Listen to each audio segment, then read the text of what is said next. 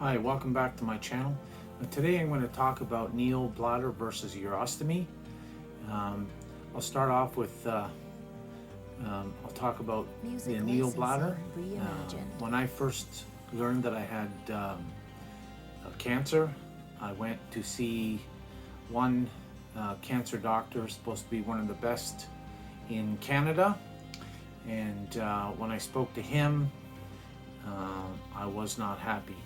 His procedure is removing the bladder, prostate, and then using a piece of intestine, small intestine, they make a bladder out of it, and it's somewhat makes you look kind of normal. And when I spoke to this surgeon, or this cancer specialist, he told me that I would never bike, run, cycle, swim ever again. No strength training. He said basically nothing. And I asked him about, intimacy with my partner. Nope, none of that. Basically, you have to live a sedentary life. Because the possibility of rupturing the Neo Bladder or causing it to leak or bleed or whatever the case was. I finished up my talk with that doctor and made an excuse to get out of his office. And when I left his office, I was completely dumbfounded, baffled. I didn't know what to do. I thought my life as a triathlete or even a cyclist would be over. When I first learned that I was going to lose my bladder, I thought, oh, well, at least I could maybe cycle and do some strength training, that kind of thing. Maybe I wouldn't be able to run, not a big deal. But then when I spoke to him and he told me exactly that I would be doing nothing, that scared me. So then I called the original urologist that scraped my bladder in the first place and gave me the diagnosis that I had a rare aggressive cancer. So I called her again, spoke to her, and she told me to make an appointment with one of her colleagues at Mackenzie Health in Richmond Hill. Someone that she worked with on a regular basis. So I made an appointment with him, Dr. Sowerby. I went in to see him, and he basically explained to me about putting a stoma and living with a urostomy for the rest of my life. At first that didn't appeal to me, but then he told me that I would be able to do everything normal. He said I'd be able to live my life normally and that I would have no problems running, biking, swimming, cycling, whatever. He said no problem. Strength training, no problem. And then through a friend of a friend, I found out about a gentleman in Boston named David, who has been living with the urostomy for over 10 years, and he's a cyclist. He does bike trips in Europe every year. He does like a 7-day bike tour in Europe every year, and he's never had a problem. He says some days, on long days when it's hot, he may have to, change his flange and bag and stuff, because of the sweat obviously causes the bag to come unglued from your abdomen, but that's not a big deal. So I spoke to this gentleman on the phone for well over an hour, and he told me that he got 2 kidney infections in the beginning, but after that he said no problems at all. He said dealing with his heart attack he had a few years later was actually more difficult than dealing with the urostomy. So at that point I made the decision that that's the way I was going to go. I also did a bunch of research leading up to that, and I'll just give you some of the complications of a Neo Bladder if you're still undecided, other than the fact that you can't do any form of physical exercise. And that's just one doctor's opinion. I didn't go to see any others, but I did do some research on the internet, of course, and some of the things I heard. I also spoke to, I apologize for scratching my eyes, I'm dealing with bad eczema right now this year. Another thing I've had to deal with this year. So some of the things that I learned with the Neo Bladder is incontinence. Basically because you can't feel the bladder. It's not like a normal bladder where you have control over it, so you have to constantly make sure that it's empty, and you have to learn how to control it. I'm not sure how that's done because there's no muscles that attach to it that you can control with your brain. I guess you have to use your pelvic floor to control it, or your abdominal muscles to control it. So incontinence is one problem. Apparently every night you kind of have to wear, I guess, like a diaper every night.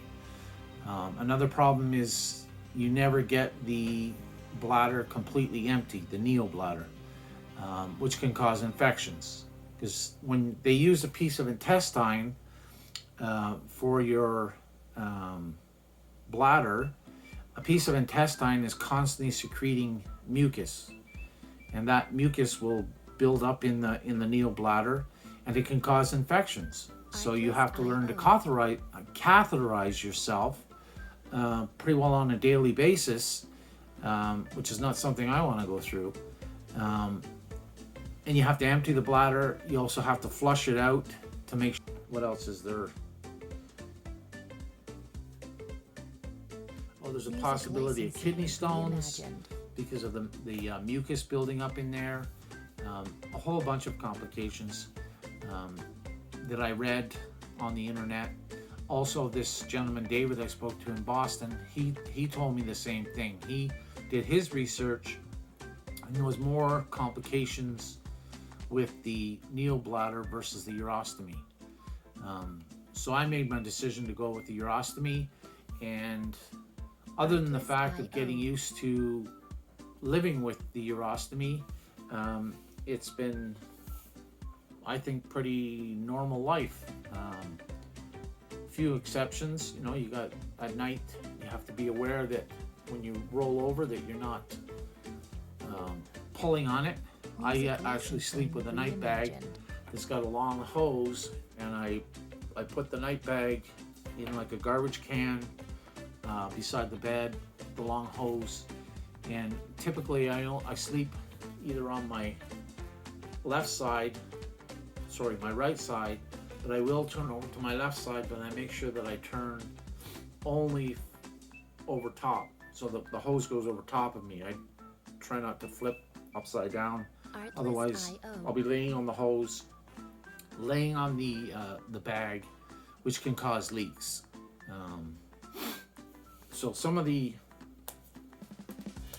complications of a urostomy, kidney infections.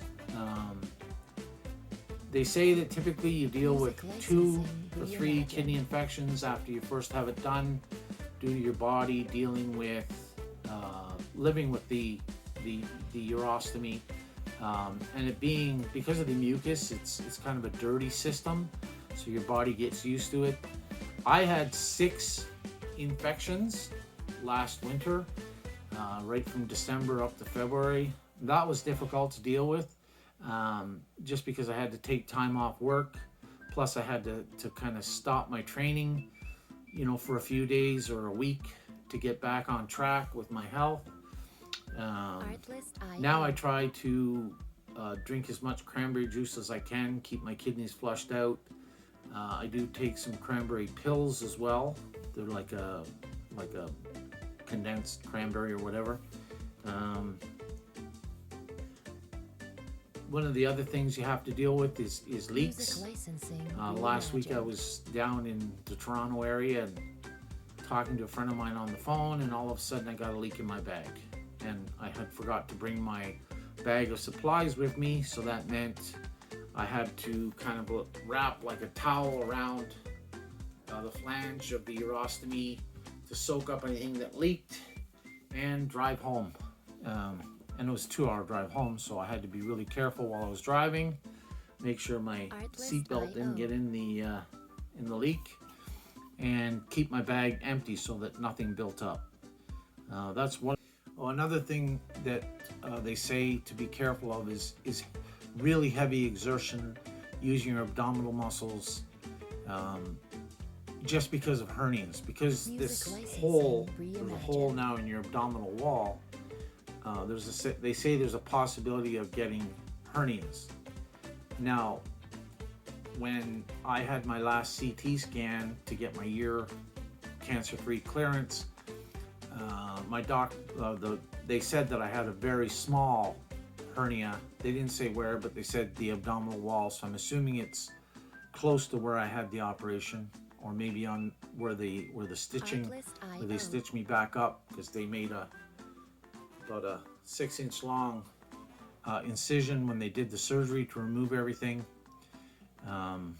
Other than that, I've had no complications at all. Lived my life normally. I trained for 2 major races this past summer. One was Alpe d'Huez long distance triathlon, and then I trained for Ironman Penticton in British Columbia this summer as well in August. Unfortunately, both races didn't go as planned, but that's not because of the urostomy. I figured out a system. I have a little tube I hook up to the bag when I'm training or racing, which makes it way easier dealing with it. One of these days I will do a video on my system for when I'm riding my bike and running, and I just try to keep the bag as empty as possible so that you don't get a leak. That's the biggest thing when you allow fluid to build up in the bag, and it pushes back up to where the stoma is. That's when it can cause a leak. Other than that, I don't normally get any leaks. One of the biggest problems I have to deal with is rashes around under the band-aids, because I have an allergy to the band-aids. I don't know if it's the type of material they made, but I've tried different types of band-aids, or what they call barrier extenders. Some of them I can't use, some of them I can. I use a barrier spray when I put the bag on. One of these days I'll go through a video of what I do to install my bag, clean, all that kind of stuff. Music licensing reimagined. For those of you who maybe are just starting to deal with a urostomy. So one of these days I'll go through that. I trained all summer. I did one race successfully. I did long course Welland down in Welland, Ontario. Finished that race, and then I continued to train for Alpe d'Huez. Had really good swim. Swimming, I have a system as well, and I'll go through that. Swimming is no problem. Biking, no problem. Everything goes well with the urostomy, and I don't regret going with that decision when they removed my bladder and prostate. They also removed lymph nodes. Anyway, that's about it for this week. If you're not, please hit the like button, and also subscribe if you'd like to hear more. I'll go through some more on my urostomy, and I'll also talk about some of my training. Thank you, and I'll see you next week.